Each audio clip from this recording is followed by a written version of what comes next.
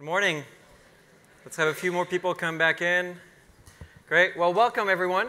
My name is Jean-Gaël Collomb. I'm the Director of Conservation Programs here at the Wildlife Conservation Network. And it's a pleasure to see everybody here. It's always inspiring for me. It's one of the best weeks of my year. It's one of the best days of my year. And I'll tell you a little bit about why. But there are about 1,000 people here. And I want to give you a big round of applause to thank you and to welcome you here, and especially the folks who are downstairs. So thanks for coming.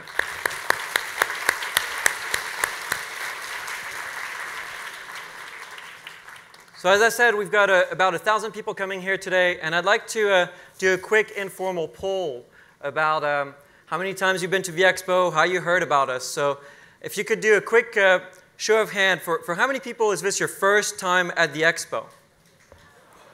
Wow.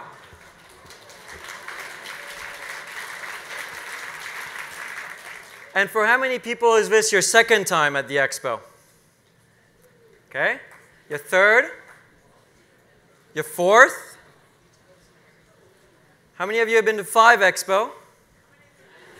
All right, and the folks who've been here to 10 or more, just clap and shout. And that's fantastic. I love seeing new people, and I'm going to do the next poll. Actually, is going to touch on that. But it's fantastic to see new people coming here. It's fantastic to see some of the people who've been coming for 10 years or more. It's a true community. It's a true sense of family, and I welcome you to our family. So let me do another quick poll. How did you find out about us? How many people here got an invitation in the mail? If you could raise your hand. Okay.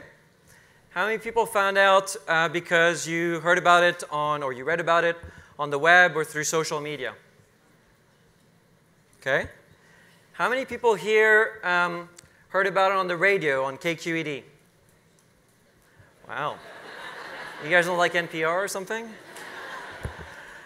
And how many people heard about it through a friend? You were invited by a friend. Okay. So now you all know what your job is for next year, is to tell your friends to come to the Expo.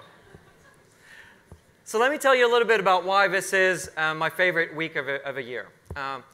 We have brought the conservationists that you're about to hear today for a few days of training workshops before the Expo. And so I've had the pleasure to spend several days with them. And it's so inspiring to be with these people. And we bring them here because we try to provide tools and skills to try to increase their efficiency and their success, to scale it up and make it sustainable in the field. And these are things that they may not have necessary access to in the bush. So we bring them here, and we provide those tools and skills. But really, the biggest learning is from each other. It's incredible the amount of experience and wisdom that all those people have accumulated across the 30 or so conservationists that were here. And it's not just the folks who are going to speak today, but it's also some of their field staff that they've been able to bring. And that's one of the wonderful things about WCN and this whole week. The other thing is we also support a number of guest speakers, and you'll hear 4 wonderful guest speakers talking about the incredible work that they all do across the 4 remote corners of the world. We're going to have people talking about polar bears, and we'll have people talking about bonobos in the Democratic Republic of Congo. We'll have folks talking about cheetahs in Namibia and Botswana. And we have people working on the Andean cats in Argentina, Bolivia, Chile, and Peru. So you're going to get a huge world view about the challenges and the success of wildlife conservation around the world. And finally, saving animals is a marathon, and we can't do this without training the next generation of conservationists. And so we are really proud to have supported over 60 individuals from Latin America, Africa, Asia, for graduate studies in conservation. And these people have been nominated by our partners and are the next generation of conservationists. So I've had the pleasure to spend the whole week with them, and this is why this is one of the best weeks of my year.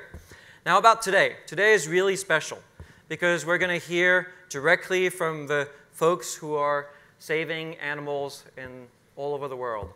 It's terribly inspiring to hear all their stories. I know that the time with them can be a little short, so if you don't have the time to hear everything that you want here, they'll all be spending the whole day with us outside, and you can go and talk to them at their table, and I encourage you to do so. Don't talk just to them, but they also have field staff. They have a lot of people with them, and it's a fantastic opportunity to find out more about their work. We also have invited over 60 different organizations who are all doing incredible work to save animals or to save the environment. And they're both outside as well as upstairs here. And so I encourage you to go and talk to them. A couple of logistics about today. So this is where I might need my notes so I don't forget anything. But we are going to ask you all to turn off your cell phones. Make sure that we don't disturb all the talk. So make sure that your cell phones are turned off and you can give a conservationist your undivided attention. We have bathrooms both upstairs and downstairs. We will be providing you lunch, and we underwrite part of the cost, but there's still a cost to it, and we encourage you to go and have a nice meal so that you can stay with us the whole day and keep your attention focused. I want to point out this little bell here. So this little bell, in between each talk, we're going to have about half an hour break so that you can go downstairs, meet the conservationist in person, talk to them, and then somebody will be walking around about 5 minutes before the next session starts, going like this. That's a sign that it's time to come back here or go in the downstairs auditorium and sit down and listen to the next talk. I think that about pretty much covers all the logistics.